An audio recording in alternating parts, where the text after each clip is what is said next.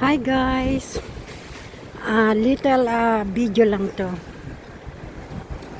Andito ako sa labas ngayon, punta ako ng palengke. Medyo malayo din sa amin ang palengke, pero dito naman usang mga tao na lakad-lakad lang. So pakita ko sa inyo ito. Yan, yan, see?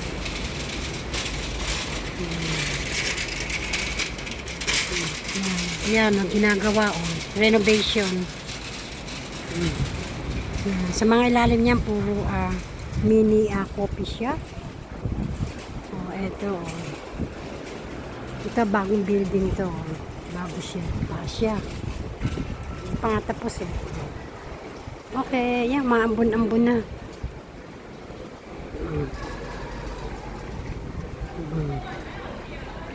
Okay, so okay, short video lang to. Palengke, pakita ko sa inyo palengke namin dito. Kasi ko may sa kabila meron din ako, meron yung meron din sa lugar namin na palengke. Pero maliit lang siya. Super mahal ang mga bilihin doon, grabe. Diyos ko, yung magagastos mo doon sa palengke dito sa malapit sa amin. Diyos ko, ang presyo times 3 kung dito ka bibili sa palengke dito. Medyo malayo-layo nga lang lakad, pero okay lang. Yan, see?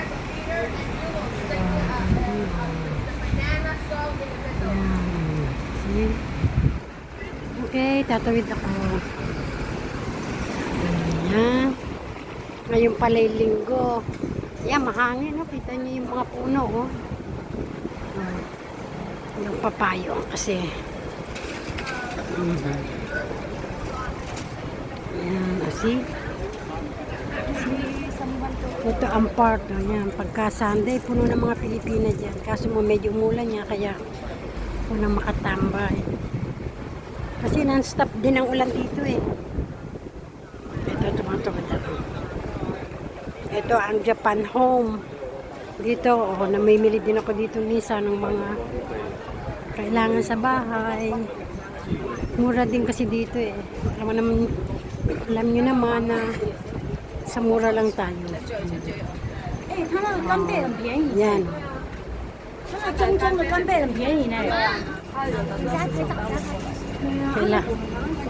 Kailangan magtipid para makapagbakasyon ng Pilipinas.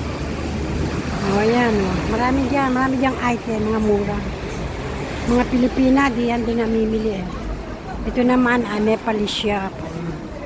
Ayan, dito ako bumibili ng basmati rice. Nilalako ko sa brown rice namin. Eto na ako. Kita nyo, yan, mga Pilipina. Ayan, may mga nakaupo. Ayan. Ayan. Hindi sila makagala. Kasi nga, yan. Pag ganitong linggo, ang dami dyan mga mga ukay-ukay. Grabe, dami, namimili, grabe. Dami. Ako, wala akong time makapagsiksikan sa mga ukay-ukay. Gusto ko rin bumili sa mga ukay-ukay, Kasi kung matyaga ka, makakakita ka rin ng mga branded. Pero wala nga akong time. Hindi akong ginagawa. Ito naman, mga Indian shop. See? Indian shop. Maulan, kaya hindi sila makapagtinda sa labas.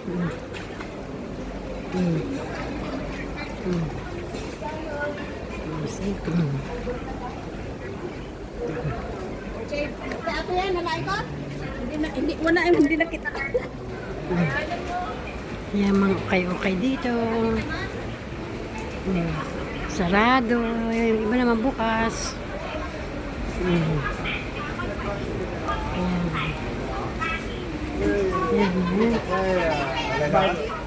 Ayan, mga Pilipina speak Ilocano.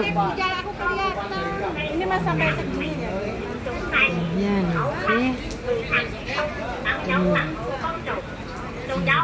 Ito naman bilihan ng mga punsay-punsaw. Ayan naman Chinese. Oh, ayan. Ayan, mga Pilipina yan. Oh. Ayan, okay dito. Ayun, sa kabila bukas. Oh, ako dito ako nabila ng prutas kasi medyo mura din dito. Ayan, mas, kaysa kumpara sa parking shop. Oh. Welcome. Oh, yung orange, 5 piraso. $20. Oh, yung orange, 4, $30.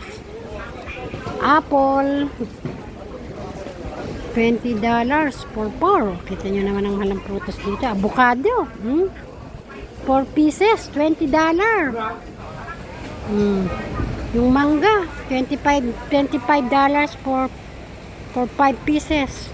Kiwi, oh, 6 na piraso, $50. So, mandarin, 20 for 6 pieces. So, ano bang tawag dito? Yan.